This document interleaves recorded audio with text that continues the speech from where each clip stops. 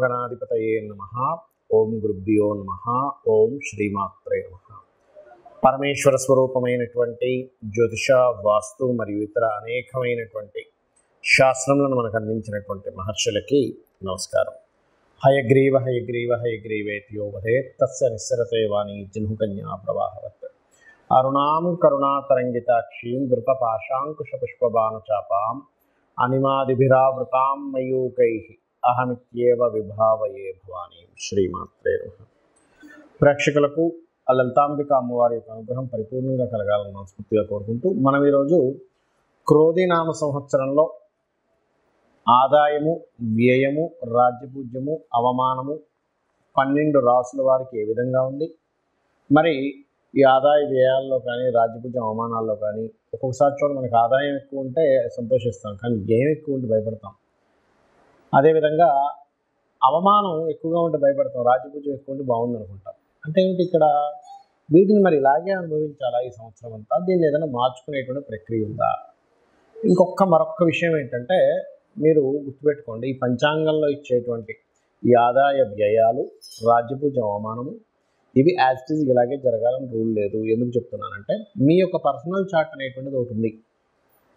మీ personal చార్ట్లో కనుక ఆదాయం సంబంధించినటువంటి అంటే ధనయోగాలు బాగా నడుస్తున్నాయి అనుకోండి, ఆదాయం గురించి ఏం కంగారు పడకండి, చక్కగా ధనయోగం వస్తుంది.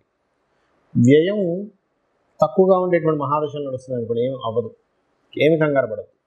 ఇదేంటంటే జనరల్గా అందరికీ చెప్పేటువంటిది ఇది.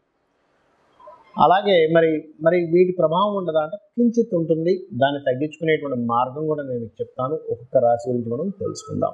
సింహలగ్నము, సింహరాశి రాశి పరంగా తీసుకుందాం, ఎందుకంటే ఆదాయము, వ్యయము, రాజపూజ్యం, అవమానం కాబట్టి మిగతా అంశాలన్నీ లగ్నపరంగా తీసుకోవచ్చు. అయితే ఇక్కడ సింహం వారికి కనుక చూసుకుంటే 2 ఆదాయము, వ్యయం 14 అని చూపిస్తుంది. ఈ బాబా ఇదేంటండి 2 ఆదాయం అంటే 2 లక్షలు వస్తే 14 లక్షలు ఖర్చా అంటే, ఒకటి గుర్తుపెట్టుకోండి, ఇది యాజ్ ఇట్ ఈజ్ ఇలాగే ఇంప్లిమెంట్ అవ్వాలనేది మీ జన్మజాతకంలో కనుక మీకు పర్సనల్ చార్ట్లో ధనయోగ దశ నడుస్తుంటే ఇదేమీ పెద్ద ఎఫెక్ట్ ఉండదు. ఓన్లీ 5% ఉంటుంది దీని ప్రభావం, 5 to 10%.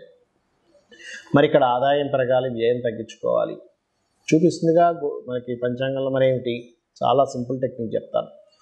ఆదాయ స్థానంలో కేతు ఉన్నాడు, వ్యయ స్థానంలో అయితే ఏ గ్రహం లేదు.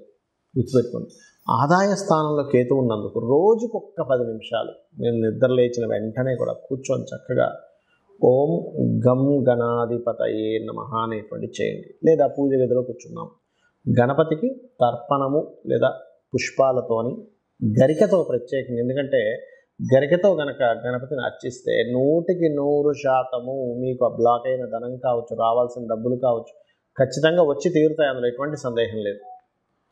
అలాగే మరొక విషయం ఏంటంటే, ఇక్కడ మీ సింహం వారికి ధనం రావాలి, వ్యయం తగ్గాలి అని అనుకుంటున్నారు కాబట్టి, వ్యయం తగ్గాలంటే బియ్యము దానంగా ఇవ్వండి. ఇప్పుడు ఈ 2-14 ఉన్నటువంటి ఏదైతే ఉందో ఇది బ్యాలెన్స్ అవుతుంది ఖచ్చితంగా, అంత ఇబ్బంది అనేటువంటిది ఉండదు.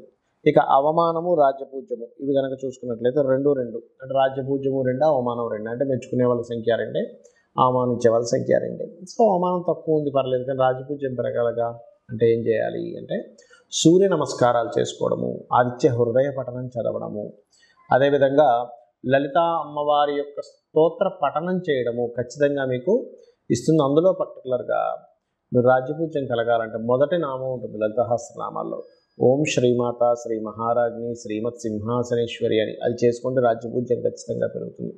ఇక 2వ స్థానంలో కేతు ఉన్నందుకు కొంచెం రావాల్సిన ధనం కొంచెం ఆగుతూ వస్తూ ఉంటుంది.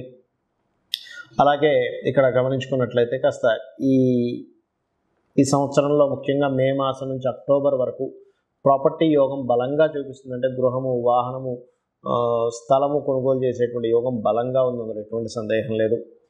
అదేవిధంగా కాస్త సంతానం కోసం మాత్రం కొంచెం ఎక్కువ ప్రయత్నం చేయాల్సినటువంటి స్థితిగతులు ఉంటుంటాయి.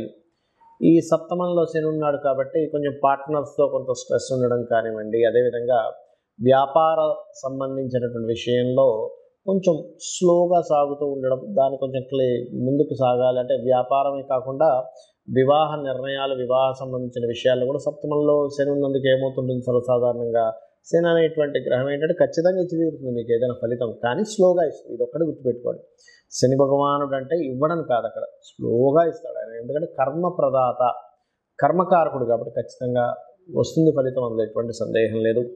అలాగే మరొక విషయం ఏంటంటే ఇక్కడ చూసుకున్నట్లయితే మీకు ప్రొఫెషనల్గా ఎలా ఉండబోతుంది, ప్రొఫెషనల్గా అష్టమాధిపతి వచ్చి దశమంలో ఉన్నాడు అంటే ఏంటి, చక్కగా నడుస్తూ సడన్గా మార్పులు వస్తుంటాయి, ఇంప్రూవ్మెంట్స్ వస్తుంటాయి, అందులో ఎటువంటి సందేహం లేదు. కాకపోతే ఆ సడన్ మార్పులు ఏదైనా మనల్ని ఇబ్బంది పెడుతుంది అనుకుంటే కనుక లలితా సహస్రనామాల్లో ఫస్ట్ లైన్ అంటే ఓం శ్రీమాత శ్రీ మహారాజ్ని శ్రీమత్ సింహాసనేశ్వరి నమః ఒకటి. రెండవది ఏమిటి అంటే జయ గురుదత్త శ్రీ గురుదత్త అనే నామస్మరణ చేయండి. ఖచ్చితంగా మీరు ఏదైతే అనుకుంటుంటారో అంటే ఏది మీకు ఉద్యోగపరంగా యోగం అనేటువంటిది, ఉద్యోగంలో హైప్ అనేటువంటిది ఖచ్చితంగా జరుగుతుంది. దీంతో పాటు మరొక విషయం ఏంటంటే అష్టమ రాహు వల్ల పర్టికులర్గా మీకు కలిగేటువంటి ఫలితాల్లో వాహనాల మీద వెళ్ళేటప్పుడు కాస్త జాగ్రత్తగా వెళ్ళండి, ఎక్కువ స్పీడ్గా వెళ్ళకండి.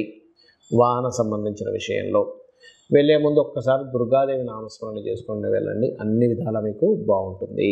ఇక్కడ మనము సంవత్సర ఫలితాలు చెప్పుకున్నాం క్రోధినామ సంవత్సరంలో. మరి క్రోధినామ సంవత్సరంలో మనకి దేశవ్యాప్తంగా ఎలా ఉంటుంది అయితే క్రోధినామ సంవత్సరం రాకముందే మనకి ముఖ్యంగా ఈ రవి కుజుడుతో కలిసి ఈ రాహు శనులతో సంచారం జరుగుతుంది. కాబట్టి ఆల్మోస్ట్ అంటే క్రోధినామ సంవత్సరం మనకి వచ్చేదానికంటే ముందే ఒక 2-3 నెలల ముందు నుంచే ఈ అనవసరం అంటే రాజకీయ పరంగా అనేకమైనటువంటి మార్పులు కావచ్చు, గొడవలు కావచ్చు, గందరగోళ పరిస్థితులు ఇస్తూ ఉంటుంది. కాబట్టి ఈ సంవత్సరం కొంచెం ప్రజలందరూ కూడా కొంతవరకు ఈ కోప స్వభావ సంబంధించినటువంటి విషయాలని పక్కన పెట్టాలి. ఎందుకంటే ఏదైనా ప్రాబ్లం వస్తే క్రోధం వల్ల వస్తుంది, గుర్తుపెట్టుకోండి. ఒకరి మీద కోపం పెంచుకోవడం వల్ల, ఒకరి మీద ద్వేషం పెంచుకోవడం వల్ల జరిగిపోయినటువంటి అంశాలని ఎక్కువగా మనం మననం చేసుకోవడం వల్ల వస్తుంది. అంటే ఈ సంవత్సరానికి ఉన్నటువంటి ప్రభావం అది. ఇంకోటి ఏంటంటే ఈ సంవత్సరానికి రాజు కుజుడయ్యాడు. కుజుడైనప్పుడు ఏమవుతుంది, కుజుడు అంటే ఏంటి, గొడవలకి, యుద్ధాలకి, ఒక రకమైనటువంటి యుద్ధ సంబంధించిన వాటికి కారకుడు అవుతాడు. కాబట్టి ఈ కారకుడు అయ్యాడు కాబట్టి ఈ యొక్క విషయంలో చాలా జాగ్రత్తగా ఉండాలి అనేటువంటిది క్రోధినామ సంవత్సరానికి ఉన్నటువంటి ఆ యొక్క ఫలితాలు చెప్తున్నాయి. అయితే ఇక్కడ నేను చెప్పేది ఒకటే, మీరు ఒకటే గుర్తుపెట్టుకోండి, మీకు ఈ సంవత్సర ఫలితాలు ఈ ఏదైతే ఉగాది ఫలితాల కంటే కూడా అతి ముఖ్యంగా మీరు చూసుకోవాల్సింది జన్మజాతక ఫలితాలే. ఎందుకంటే ఈ భూమి మీద ఒకే రాశిలో ఎంతమంది పుట్టినా, ఒకే నక్షత్రంలో ఎంతమంది పుట్టినా అందరి జీవితాలు ఒకలాగా ఉండవు. ఏదో కొద్దిగా ప్యారలల్గా కొన్ని మ్యాచ్ అవుతాయి కానీ అన్ని మ్యాచ్ అవ్వవు. అశ్విని నుంచి రేవతి వరకు మీరు చూసుకోవచ్చు. ఎందుకంటే కొన్ని వేల జాతకాలు పరిశీలన చేసి శాస్త్రంలో ఉన్నటువంటి విషయాలను నేను క్లియర్గా ఒక రీసెర్చ్ చేసి చెప్తున్నటువంటి అంశం ఇది. కావాలంటే మీరు కూడా రీసెర్చ్ చేసి తెలుసుకోవచ్చు. ఎందుకంటే మేషరాశి వారందరికీ కూడా ఒకలాగే ఇప్పుడు నడవదు, వృషభ రాశి వాళ్ళందరికీ ఒకలాగే నడవదు. ఎందుకు అలాగా అంటే వాళ్ళు పూర్వజన్మల్లో చేసినటువంటి కర్మ వల్ల వాళ్ళకి నడుస్తూ ఉంటుంది, గుర్తుపెట్టుకోండి. అందుకని ఏమిటి, మీ యొక్క జన్మజాతకంలో ఎలా ఉంది, మీ జన్మజాతకంలో మీ లగ్నాధిపతి ఎలా ఉన్నాడు, మీ ధనాధిపతి ఎలా ఉన్నాడు, మీ ధనం ఎందుకు ఆగిపోతుంది, ఎందుకు రావట్లేదు, ఎందుకు ఎక్కువ సంపాదించలేకపోతున్నారు, మీ ధనాధిపతి చెప్తాడు. అదేవిధంగా మీరు ఏ డైరెక్షన్లో ఉంటే బాగుంటుందో మీ చతుర్థాధిపతి మీ పేరులో ఉండే వరకు చెప్తుంది. అదేవిధంగా మీ సంతానం ఎందుకు ఇబ్బంది పడుతుంది, లేకపోతే మీకు సంతానం ఎందుకు లేదు, లేకపోతే ఫ్రెండ్స్ వల్ల ఎందుకు మోసపోతున్నారు, రాజకీయాల వల్ల ఎందుకు టైం వేస్ట్ అవుతుంది, లేకపోతే క్రియేటివ్ ఫీల్డ్లోకి వెళ్ళి ఎందుకు బాగా రాణిస్తున్నారు, ఎందుకు రాణించట్లేదు అని మీ పంచమాధిపతి చెప్తారు. అదేవిధంగా అప్పుల పాలు ఎందుకు అవుతున్నారు, మీ షష్టమాధిపతి వల్ల తెలుస్తుంది. వివాహం ఎందుకు ఆలస్యం అవుతుంది అనేటువంటిది మీ సప్తమాధిపతి, ఎవరికి వారు ఇండివిజువల్గా ఉంటాడు సప్తమాధిపతి. వివాహం ఎప్పుడవుతుంది, ఎందుకు అవ్వట్లేదు, ఒకవేళ అయినా సరే ఎందుకు ఇబ్బంది పడుతున్నాం అనేటువంటిది 12వ స్థానం బట్టి తెలుస్తుంది. అదేవిధంగా అష్టమం అంటే ఆకస్మికంగా లైఫ్లో అనే సడన్ టర్నింగ్స్ ఎందుకు జరుగుతున్నాయి. అలాగే దశమాధిపతి అంటే ఇక్కడ ఒకటే గుర్తుపెట్టుకోండి, దశమ స్థానం అనేటువంటిది వృత్తి స్థానం, వృత్తి కారకుడు, లాభకారకుడు. అసలు ఎందుకు ఇబ్బంది పడుతున్నారు అంటే ఏదైనా ఒక లాభం, ఒక వ్యాపారం కోసం ప్రయత్నం చేస్తున్నట్లయితే అసలు ఒకటే గుర్తుపెట్టుకోండి, ఎందుకు ఈ లాభ సంబంధించినటువంటి విషయంలో లాభాలు సరిగ్గా రాక ఇబ్బంది పడుతున్నారు అంటే మీ లాభాధిపతి వల్ల మనకు అక్కడ తెలుస్తూ ఉంటుంది. ఆ రకంగా విదేశాలకు వెళ్తే బాగుంటుందా, ఇక్కడ ఉంటే బాగుంటుంది, ఇవన్నీ కూడా మీ యొక్క జన్మజాతకంలో మీ రాహు స్థితి ఏంటి, మీ 12వ స్థానాధిపతి స్థితి ఏంటి, మీ 12వ స్థానాధిపతి బాగున్న సమయంలో మీరు కనుక ఇన్వెస్ట్మెంట్స్ చేస్తే ఆ యొక్క ఇన్వెస్ట్మెంట్స్ బ్రహ్మాండంగా కలిసి వస్తాయి.